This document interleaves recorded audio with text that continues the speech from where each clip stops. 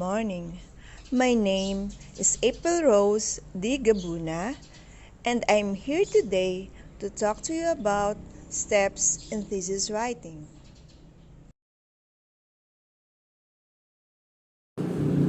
A thesis or dissertation writing is more complex and demands a higher level of scholarship. The process of discovering new knowledge in these two academic projects requires some processes and formalities.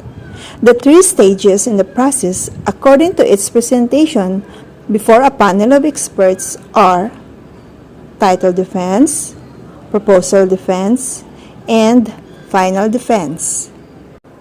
Let's discuss first the title defense. Title defense basically contains the title of the study, rationale, and the statement of the problem.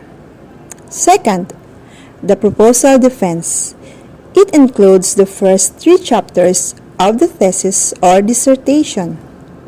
Third, the final defense. It is the complete final draft of the thesis or dissertation. More than the aforementioned processes and formalities, research, whether for writing a term paper, a thesis, or a dissertation, there should be steps to follow. Today, we are going to learn about steps in thesis writing. I get these following steps in the book entitled Research and Thesis Writing by Attorney Rustico T. de Belen. In this book, they gave us 8 steps to be followed. First, select a topic. Second, research the topic. Third, develop a thesis or statement of the problem. Fourth, read related materials and sources. Fifth, outline the research paper. Sixth, write a rough draft. Seventh, organize sources. In the last step, review and finalize the research paper. Let's discuss the first step. Research often begins with a general topic or idea about a subject. It is only when some preliminary research has been done, when one can have a feel of the topic and begins to narrow it down. And it's only when one has a good grasp of topic that she can completely delimit his or her topic and then develop a preliminary thesis. In choosing a topic of research, the most common advice is choose a subject that interests you. It is advisable to work on the topic that fascinates you rather than the one recommended by your professor or advisor, which does not attract you. In the first place, you will be the one who will do the research. Next step, research the topic. The basic guidelines for the selection of research topics are as follows. First, choose a topic that interests and challenges you. Is this topic interesting enough?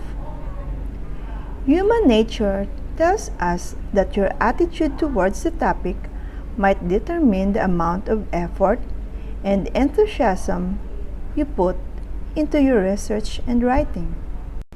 Second, make sure that it can be supported by research. Is there enough material on the topic? The access to materials and availability of sources must be checked to facilitate the research and thesis writing. The lack of available materials is a hindrance to the completion of any research work. And lastly, focus on a limited aspect of the topic and the time constraint. Not too broad, not too narrow. Will you be able to finish researching it within the allotted period of time? The research topic must be manageable considering the deadline for submission of the research work. You must ensure that you will be able to cover the topic within the time frame. However, it must be noted that a careful research is important since you must prove the thesis or central argument of your paper with facts, ideas, opinions, and or statements of others. To do this, it is important to start it right, to end it right. The diagram below is also a good guide for the selection of a research topic. Number 1, brainstorm ideas. Number 2, read about the topic. Number 3, explore the topic further. Number 4, discuss the topic with friends, classmates, and professors. Number 5, decide on the topic and get an advisor. Number 6, outline ideas, goals, and expectations. 7, engage in research. 8, start writing. Number 9, keep in touch with advisor for guidance. And number 10, be ready to defend your work. Third step, develop a thesis or statement of the problem. In academic research, writing a problem statement can help you contextualize and understand the significance of your research problem. A problem statement can be several paragraphs long and serve as the basis for your research proposal, or it can be condensed into just a few sentences in the introduction of your paper or thesis. The problem statement will look different depending on whether you're dealing with a practical real-world problem or a theoretical scientific issue. But all problem statements follow a similar process. To develop a thesis or statement of the problem, there are also steps to be followed. First, contextualize the problem. The problem statement should frame your research problem in its particular context and give some background on what is already known about it. Second, show why it matters. The problem statement should also address the relevance of the research. Why is it important that the problem is solved? This doesn't mean you have to do something groundbreaking or world-changing.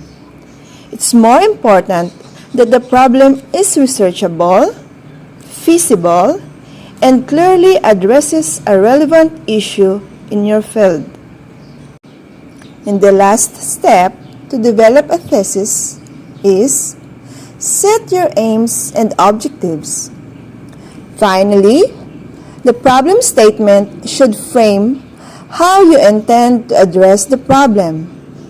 Your goal should not be to find a conclusive solution, but to seek out the reasons behind the problem and propose more effective approaches to tackling or understanding it.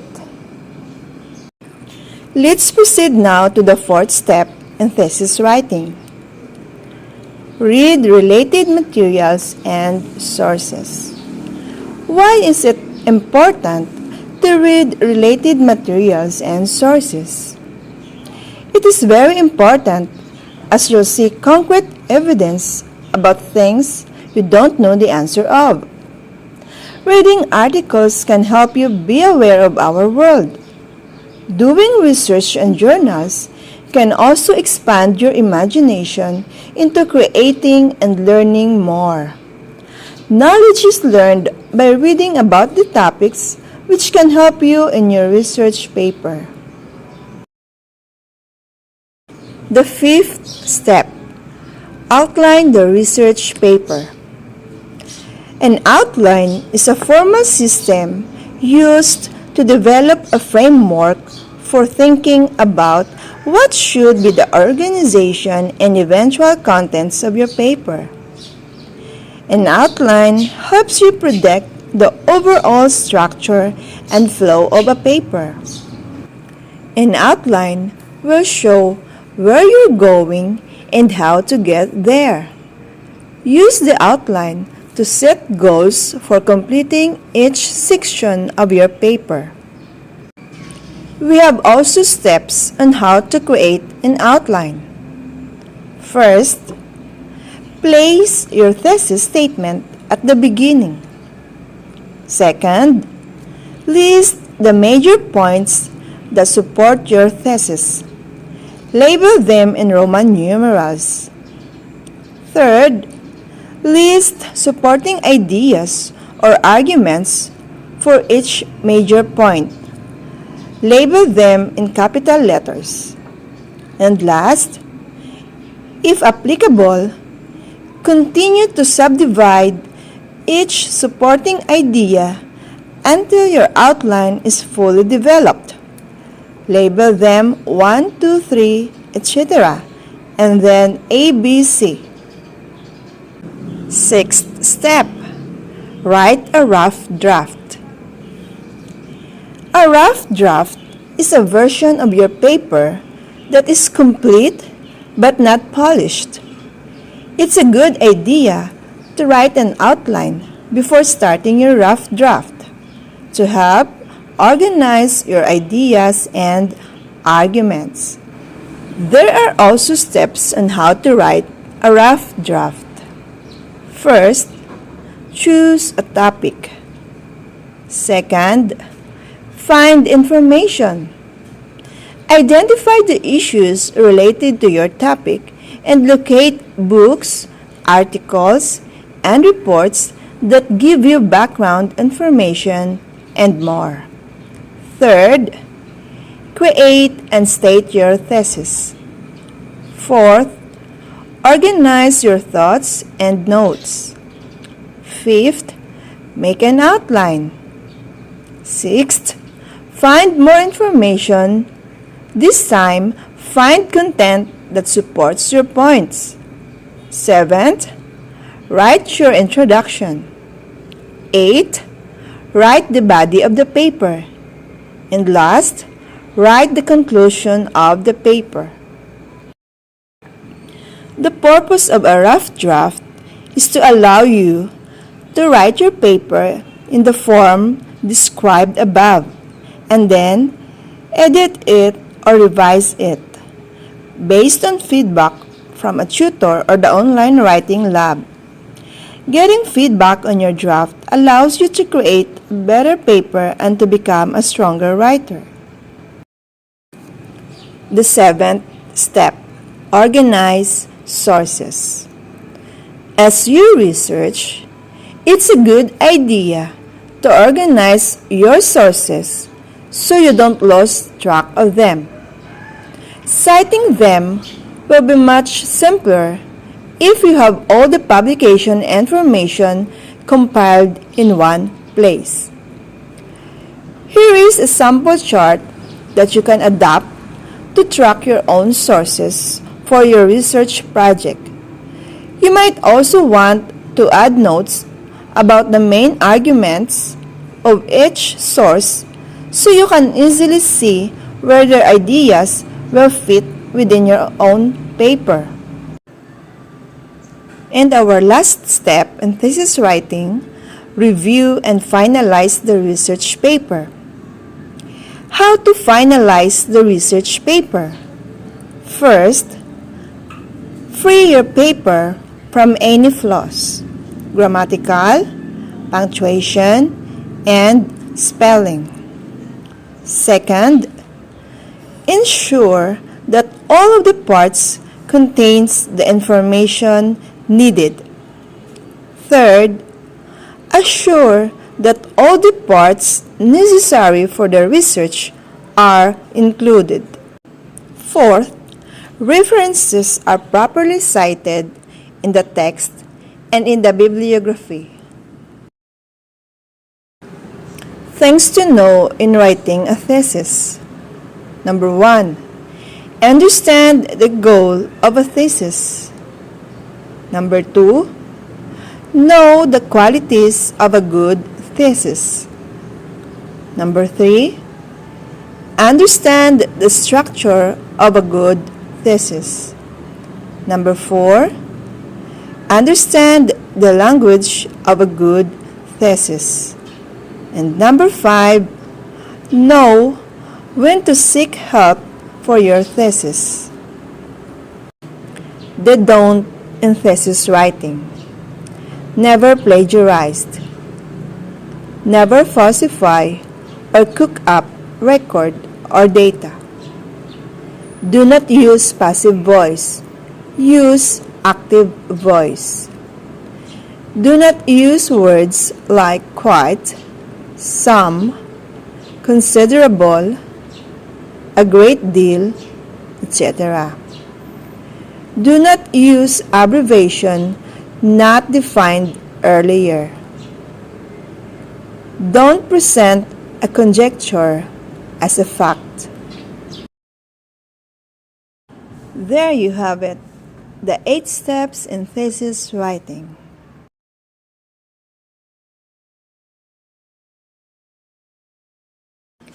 But before I end my topic, please watch this video, a simple reminder for us.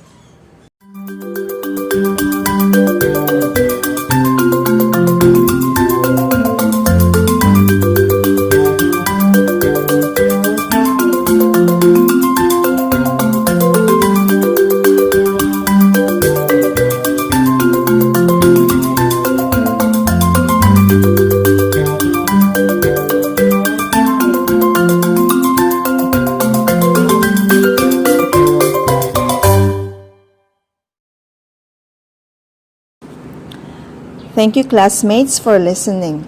I hope you get more information about steps in thesis writing.